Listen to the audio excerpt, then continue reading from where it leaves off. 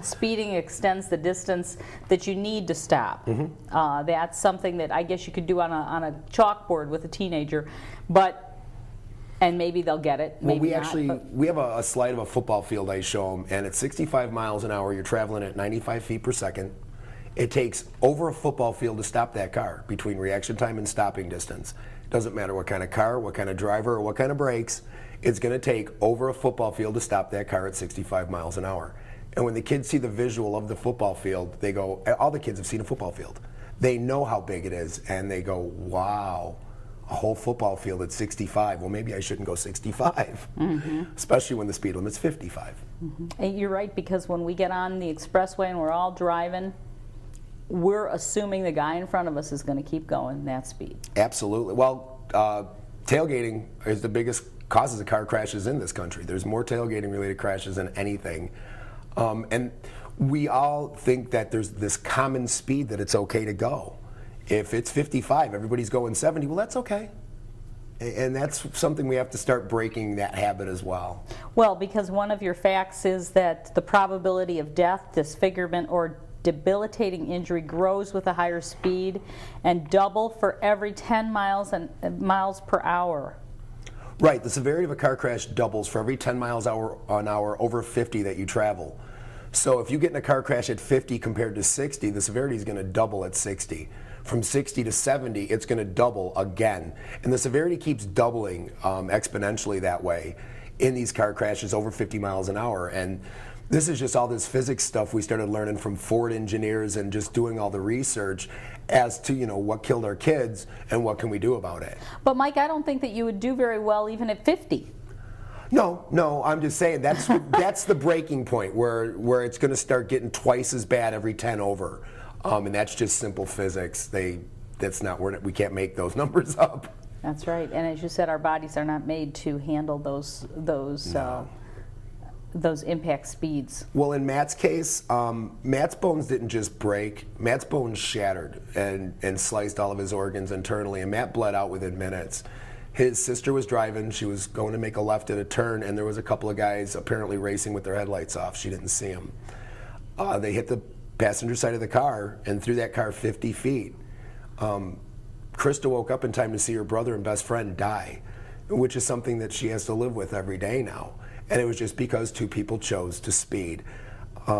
They also said in the recreation, if those two guys were going 1 mile an hour less, they would have made it through the intersection, and there wouldn't have been a crash, just 1 mile an hour.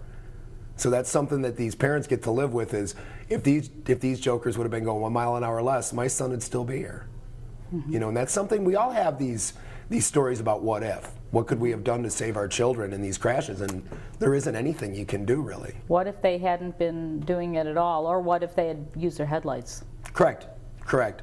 Like our guy. Our guy actually ended up killing himself, too. The guy who killed Nicole and Devin, he died in the crash as well. So many tickets to his credit, but he was a good driver. And, I'm sure it wasn't on his agenda that night to kill two innocent people and himself. But he chose to speed again. And that's what happens. Doesn't matter if you're on a busy street or a rural road. We have problems with making good judgments no matter where we live. Oh, absolutely. Well, the fatality rates are way higher on the rural type roads, close to 70%. And in the evenings, we get out there on the open road at night and everybody wants to open it up. And we don't think we can kill somebody or ourselves. One of the things that you've got on this facts on speeding on your cards, when a vehicle crashes, it undergoes a rapid change of speed, but the occupants keep moving at the previous speed. Correct, and we try to instill that into the kids about wearing their seatbelts. If your car is going 55 miles an hour, so's your body. If that car stops right now, your body's going to keep traveling at 55 miles an hour unless it's restrained. And that kind of throws that light bulb up to the kids that, oh wow, I should wear my seatbelt. And your body's going to keep moving at that speed into the restraint. Absolutely. And that's something that they forget too. And we tell them all the time, they ask, well, aren't you going to get hurt? Well, yeah, you betcha. Seatbelts hurt. They are going to hurt you holding you in that car if you're in a car crash, but it's the difference between the pain of the seatbelt or just being killed. Or if you're not killed, Traumatic brain injury is huge. It's the leading cause. Car crashes are the leading cause of traumatic brain injury now. And there's so many people living their lives now with traumatic brain injury where their lives are basically over.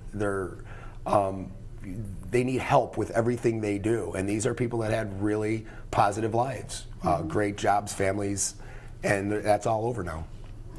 You've pointed out very clearly, you know, there's a life here, there's a family here, and there's definitely a loss here. And you were telling me that these cards are available to police officers.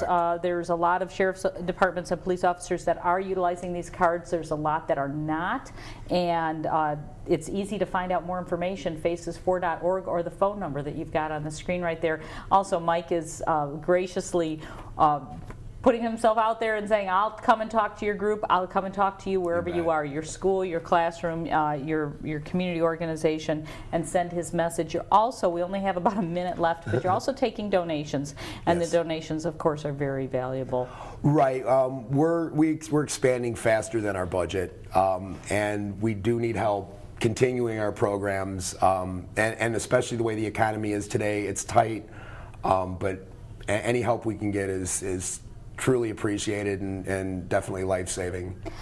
I think we could talk a couple more hours about this subject, but I want to thank you so much for thanks coming. for having me, Barb. It was really nice. I really do appreciate it. I really do, and thank you for bringing these images in, these facts, and this information.